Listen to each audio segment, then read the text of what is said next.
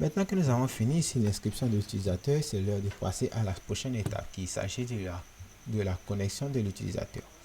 Donc ici on appelle et bien puis s'inscrire. La première chose que je vais faire, c'est que lorsque j'arrive sur cette page, l'utilisateur puisse cliquer sur déjà un compte, connectez-vous pour pouvoir se connecter, pour avoir accès plutôt au formulaire de connexion. Donc ici pour ça c'est plutôt simple, on va retenir sur le register.blade.php et juste là je vais d'abord recommencer par mettre ici un margin top de 1. Ensuite, au niveau de cette route web, ici, je vais ajouter une nouvelle route pour la connexion. Donc ici, ça sera une méthode get et là, ça sera login. Donc, on va appeler ici cette méthode get. On ira sur le user controller et là, on appellera la méthode login. Et là, on lui donnera ici un name de login. Et uniquement que lorsqu'on appellera cette route en get, qu'on appellera cette méthode login que je vais aller créer. Donc cette méthode login, elle sera juste en bas de la méthode ici. Ça sera un public function de login. Et elle ne prendra pas de paramètres. Et la seule chose qu'on souhaite faire, c'est qu'on souhaite retenir ici une view qui sera dans le dossier users. Et là, on va l'appeler login.php. Donc, on va se rendre dans le dossier users, dans le view. Et juste dans le dossier users, on va créer ici un nouveau fichier qu'on va appeler login.blade.php. Et là, c'est PHP. Ok, et là, on va prendre tout le contenu du register.blade.php et aller le coller au niveau du login.blade.php. Et on va retenir encore au niveau du register.blade.php. Et cette fois ici, là où on a mis, vous avez déjà un compte, connectez-vous. On va venir lier ici cette route et on va dire qu'on va appeler la route login. Donc si on fait ce qu'on actualise, on rafraîchit cette page et maintenant on clique sur connectez-vous. On tombe ici sur /login et maintenant on va vouloir corriger ce formulaire. Donc on va aller sur login.blade.php et pour ce formulaire là, on a juste besoin du nom, de l'email et du mot de passe. Donc ici on peut retirer toute la section du nom. Et ici, on peut juste enlever un nouvel utilisateur et remplacer par connectez-vous. Et on peut juste supprimer tout ça.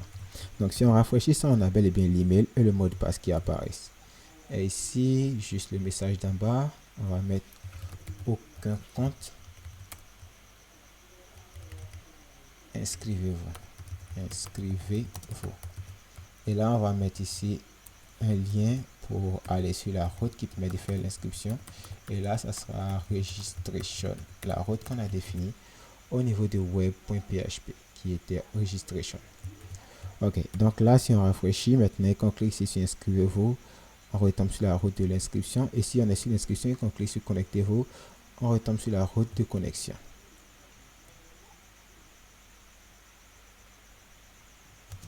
Donc là, je vais mettre ici une classe de mt1, histoire de totalement le décaler du bouton. Ok. Donc ici, ce qu'on souhaite faire, c'est de connecter l'utilisateur. Et comment est-ce que ça se passe? C'est plutôt simple. Ici, on va encore retenir au niveau de la documentation de Laravel. Donc, on va venir ici faire une recherche si vous avez fermé l'onglet. Et là, on va rechercher Laravel Authenticate. Et là, on tombe sur le site de Laravel.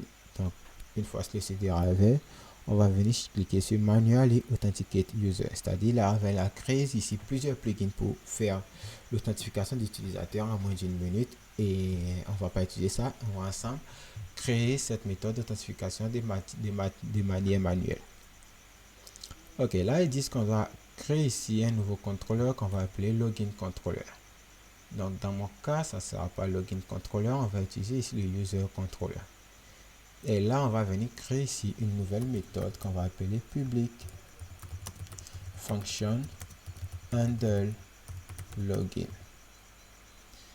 Et là, on va d'abord aller étape par étape. Ensuite, on va venir ici au niveau du web.php, lier cette fonction à la même route login, mais cette fois ici en post. Donc lorsqu'on va appeler cette route en post, on n'appellera pas la méthode login, on appellera plutôt le handle login. Ensuite, on va le fichier au niveau du fichier login.blade.php et là, la route, le formulaire ira s'exécuter sur la route login. Et ici, si on revient là et qu'on saisit n'importe quoi, on saisit des valeurs de DDD et pour le mot de passe, on saisit ça et qu'on clique ici sur inscription. Ouais. on a aucun retour. Et ça pourquoi? Donc ici je vais d'abord rafraîchir et là cliquer sur DDD. Et voilà, là on tombe ici sur une page blanche juste parce qu'au niveau de notre méthode handle login, on n'a pas de traitement ici. Donc on va suivre ensemble ce que Laravel propose pour l'authentification manuelle.